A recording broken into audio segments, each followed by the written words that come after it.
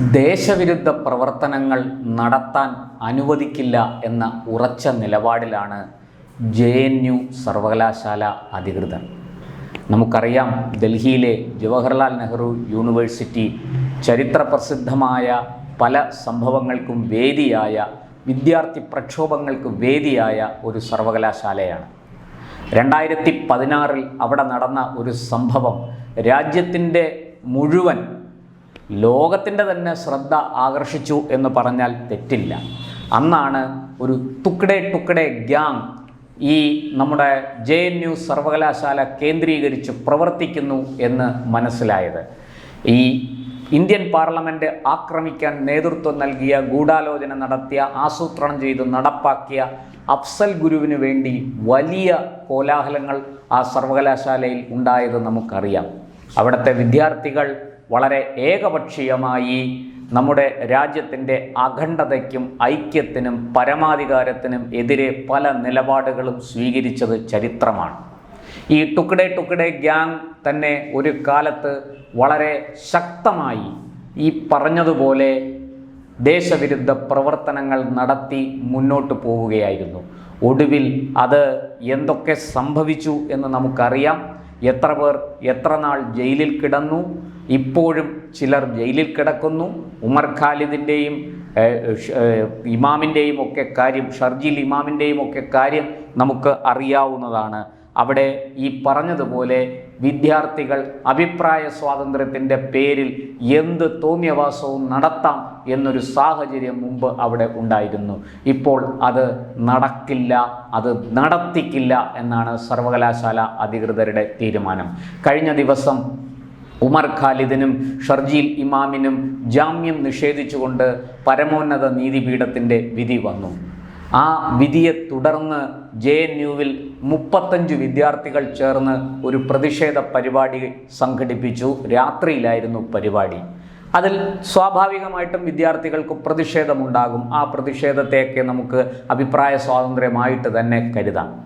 പക്ഷേ ആ പ്രതിഷേധത്തിൻ്റെ ഭാഗമായി പ്രധാനമന്ത്രി നരേന്ദ്രമോദിയെയും നമ്മുടെ രാജ്യത്തിൻ്റെ അഖണ്ഡതയെയും ഐക്യത്തെയും പരമാധികാരത്തെയും ഒക്കെ വളരെ മോശമായ, മ്ലേച്ഛമായ ഭാഷയിൽ അതിനെയൊക്കെ വിമർശിച്ചുകൊണ്ട് സംസാരിക്കുന്നത് ശരിയാണോ? അതും ഇതുപോലൊരു പൊതു പരിപാടി സംഘടിപ്പിച്ച് അവിടെ വെച്ച് ഈ വിദ്യാർത്ഥികൾ വളരെ മോശമായി നമ്മുടെ രാജ്യത്തിൻ്റെ അഖണ്ഡതയെ ബാധിക്കുന്ന വിധത്തിൽ തന്നെ സംസാരിച്ചു. ഇവർ നാളത്തെ പൗരന്മാരാണ് എന്ന് നമ്മൾ മനസ്സിലാക്കണം. ഈ വിദ്യാർത്ഥികൾക്കെതിരെ പോലീസ് കേസെടുത്തിട്ടുണ്ട്. ഇപ്പോൾ അവരെ സർവകലാശാല അധികൃതർ തന്നെ ഡൽഹി പോലീസിന് പരാതി നൽകി.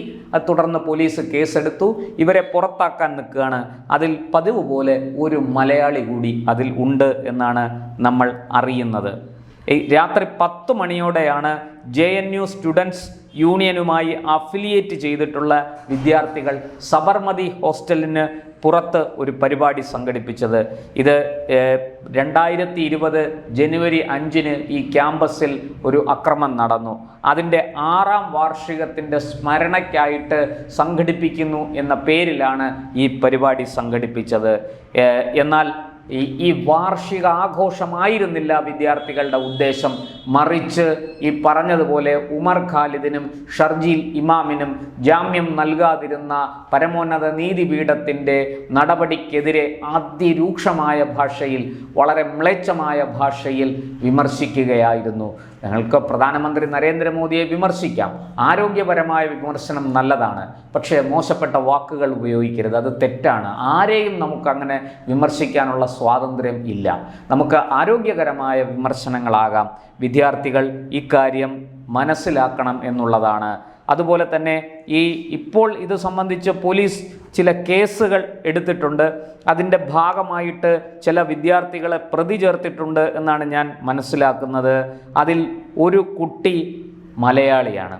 അതായത് സർവകലാശാല നൽകിയ പരാതിയിൽ പറയുന്ന പേരുകൾ ഇതൊക്കെയാണ്: അദിതി മിശ്ര, ഗോപിക ബാബു, സുനിൽ യാദവ്, ഡാനിഷ് അലി, സാദ് ആസ്മി, മെഹബൂബ് ഇലാഹി, കനിഷ്ക്, പക്കീസ ഖാൻ, ശുഭം എന്നിവരെ പ്രതി ചേർക്കണം എന്നാവശ്യപ്പെട്ടാണ് സർവകലാശാല പരാതി കൊടുത്തിരിക്കുന്നത്. ഇതിൽ ഗോപിക ബാബു മലയാളിയാണ് എന്നാണ് സൂചന. എന്തായാലും വിദ്യാർത്ഥികൾ അവരുടെ പരിധി മനസ്സിലാക്കണം. വിദ്യാർത്ഥികൾ ക്യാമ്പസിൽ വരുന്നത്, കോളേജിൽ വരുന്നത് പഠിക്കാനാണ്.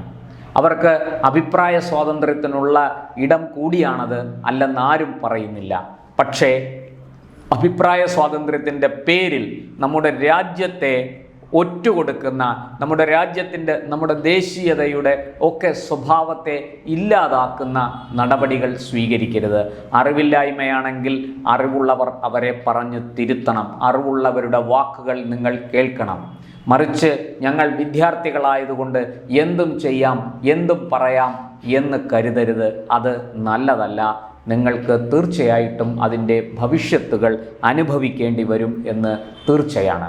നമുക്കറിയാം, പണ്ട് ഈ തുക്കടെ ഗ്യാങ് JNUവിൽ ഉണ്ടാക്കിയ പ്രശ്നങ്ങൾ നമുക്കറിയാം. ഈ ഭാരതത്തിൻ്റെ നാശം ഞങ്ങൾ കാണും, കാശ്മീരിന് സ്വാതന്ത്ര്യം വേണം, അങ്ങനെ പറഞ്ഞുകൊണ്ടുള്ള നിരവധി മുദ്രാവാക്യങ്ങൾ, ദേശവിരുദ്ധമായ മുദ്രാവാക്യങ്ങൾ ഇവർ അവിടെ ഉയർത്തുകയായിരുന്നു. അന്നാണ് ആ പ്രക്ഷോഭത്തിന് നേതൃത്വം കൊടുത്ത കനയ്യകുമാർ എന്ന വിദ്യാർത്ഥി നേതാവ് അറസ്റ്റിലായത്. അങ്ങനെയാണ് ദിവസങ്ങളോളം കനയ്യകുമാറിന് ജയിലിൽ കഴിയേണ്ടി വന്നു. പിന്നീടാണ് കനയ്യകുമാർ ജാമ്യം കിട്ടി പുറത്തിറങ്ങിയത്. കനയ്യകുമാറിൻ്റെ ഉറ്റ സുഹൃത്താണ് ഉമർ ഖാലിദ്. ആ ഉമർ ഖാലിദിൻ്റെ കൂട്ടാളിയാണ് ഷർജീൽ ഇമാം. ഈ രണ്ടുപേരും 2020 ഈ പറഞ്ഞതുപോലെ ഡൽഹിയിൽ ഒരു വലിയ കലാപം നടന്നു. വടക്ക് കിഴക്കൻ ഡൽഹിയിൽ CAA സിറ്റിസൺഷിപ്പ് അമെൻമെൻറ്റ് ആക്റ്റുമായി ബന്ധപ്പെട്ട്, അതായത് പൗരത്വ നിയമ ഭേദഗതി ബില്ലുമായി ബന്ധപ്പെട്ട് ഡൽഹിയിൽ ഒരു വലിയ കലാപം നടന്നു. ആ കലാപം ആസൂത്രണം ചെയ്യുകയും ആ കലാപത്തിന് ആൾക്കാരെ പ്രേരിപ്പിക്കുകയും അവരെ കലാപത്തിലേക്ക് തള്ളിവിടുകയും ഒക്കെ ചെയ്തു എന്ന കുറ്റമാണ് ഉമർ ഖാലിദിനും ഷർജീൽ ഇമാമിനും എതിരെ ചുമത്തിയിരിക്കുന്നത്. ആ കലാപത്തിൽ 53 മനുഷ്യർ കൊല്ലപ്പെട്ടു. ഇതൊരു നിസ്സാര സംഭവമല്ല.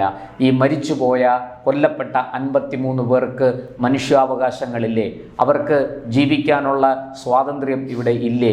അതൊക്കെ ബലി കൊടുത്തിട്ട് ഇങ്ങനെ ചില ആൾക്കാരുടെ മനുഷ്യാവകാശങ്ങൾ മാത്രം സംരക്ഷിച്ചാൽ മതിയോ എന്ന ചോദ്യമാണ് ഉയരുന്നത്. ഇപ്പോൾ ജയിലിൽ കിടക്കുന്ന, വിചാരണ തടവുകാരായിട്ട് ജയിലിൽ കഴിയുന്ന, UAPA ചുമത്തപ്പെട്ടതുകൊണ്ട് ജാമ്യം കിട്ടാതെ അഴികൾക്കുള്ളിൽ കഴിയുന്ന ഉമർ ഖാലിദിനും ഷർജീൽ ഇമാമിനും വേണ്ടി ശബ്ദിക്കാൻ ചില ആളുകൾ രംഗത്ത് വന്നിട്ടുണ്ട്. നിങ്ങൾ മനസ്സിലാക്കേണ്ടത്, ഉമർ ഖാലിദിന് ഇടക്കാല ജാമ്യം കോടതി നൽകി സഹോദരിയുടെ വിവാഹത്തിൽ പങ്കെടുക്കുന്നതിന് വേണ്ടി. അപ്പോൾ എന്ത് മനുഷ്യാവകാശ ലംഘനമാണ് ഇവിടെ നടന്നതെന്ന് നിങ്ങൾ പറയണം. ഈ കലാപത്തിൽ കൊല്ലപ്പെട്ട നിരപരാധികളായ 53 മനുഷ്യർക്ക് മനുഷ്യാവകാശങ്ങളൊന്നുമില്ലേ? ഇത്തരം ചില ആൾക്കാരുടെ പ്രസംഗം കേട്ടുകൊണ്ട് ഈ ആയുധങ്ങളുമായിട്ട് തെരുവിലിറങ്ങുന്നവർ, ഇത്തരത്തിലുള്ള മതഭീകരവാദവുമായി ബന്ധപ്പെട്ട് പ്രവർത്തിക്കുന്ന ആൾക്കാർ, അവർക്കൊക്കെ മാത്രമേ മനുഷ്യാവകാശങ്ങളുള്ളൂ? ഈ ചോദ്യം തീർച്ചയായിട്ടും നമ്മുടെ ഇടയിൽ നിന്ന് ഉയരേണ്ടതാണ്. ഇവിടെ JNUവിലെ വിദ്യാർത്ഥികൾ വളരെ വ്യത്യസ്തരാണെന്നാണ് പറയുന്നത്.